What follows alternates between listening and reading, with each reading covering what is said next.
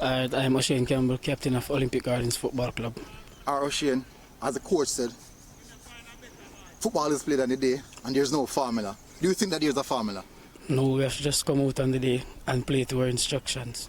Certainly. As a centre back, how do you think the defensive structure in your team have carried? Do you believe that the defensive structure of your team have carried you guys so far, or just the entire team play? Because we know that defense win titles, So what do you think about the defensive structure so far this season? Defense win titles, but our team is built up on the defense. So from forward to back, we're a very good disciplined unit.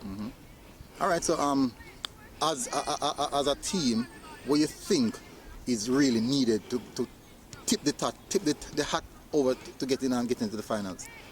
We just have to come out and work hard, play for each other, and just carry out the coach's instruction.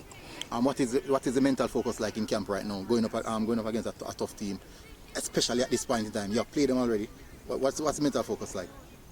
It's very good, we just have to just regroup every day, come back again, work hard on the pitch, and that's just basically it. Tactical board training. Tell us a little bit about tactical board training, coach. Who to play where, what to play what. Just kidding. I don't want to expose the coach's plan. Like I'm saying, there's no formula. So, in regards to being a captain of the team, what role you play in getting the players mentally ready for this game? I play a very integral role, because I'm one of the players that they actually look forward to in every single way. I'm one of the guys that motivate them, training day, match day. Even when it's getting bad, they always look for me for some words of encouragement. Big title. That means that if the things get tough in you can't drop ahead.